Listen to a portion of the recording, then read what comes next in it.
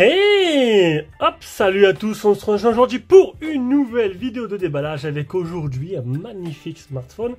Magnifique et très cher, le dernier Oppo Find N3. Donc vous avez pu voir le Find N3 Flip que j'ai fait dernièrement, d'ailleurs qui est toujours disponible à la vente. J'aurais pensé qu'il serait vendu beaucoup plus vite.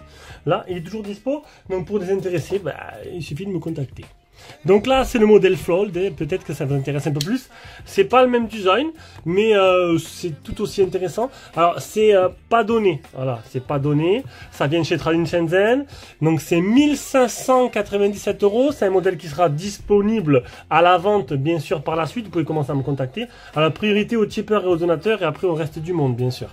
Et après, il sera sur le bon coin, bien sûr, si personne dans mes abonnés n'est intéressé. Alors, c'est pas une petite somme. Ça peut faire un joli cadeau de Noël.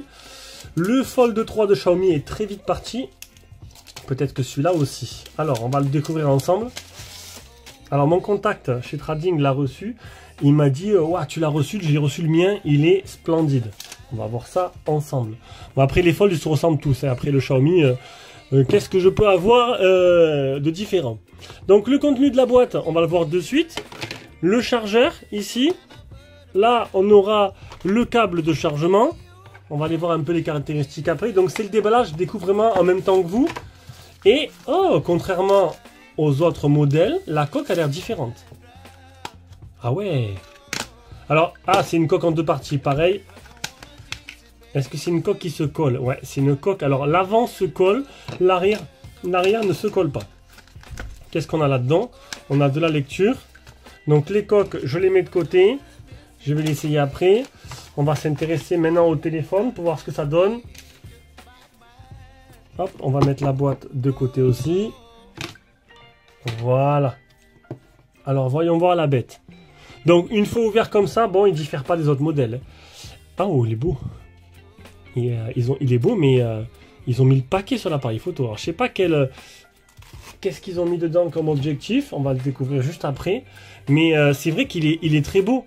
Et il est surtout très fin. Très beau, très fin. Un bouton slide ici. Hop là, on va essayer de voir. Un bouton slide là. Alors, 3 positions, comme les OnePlus. Bouton power avec le capteur d'empreinte sûrement. Bouton volume plus moins. Il est super léger.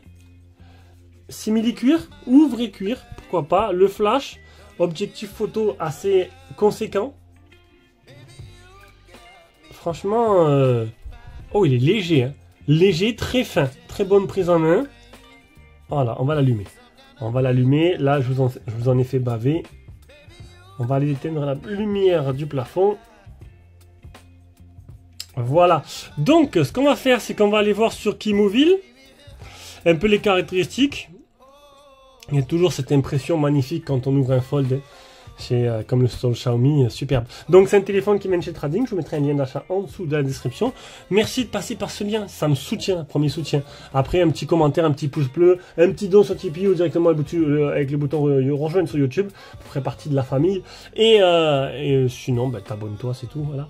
Donc on a quoi? On a un écran 631, alors ça c'est l'écran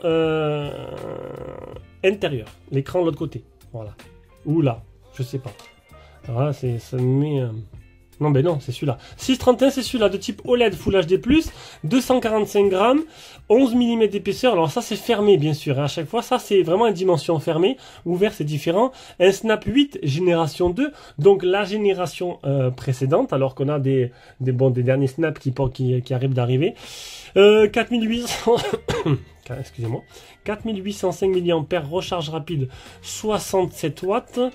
On a un appareil photo 48 mégapixels, ouverture 1.7 de chez Sony. Non, il est là.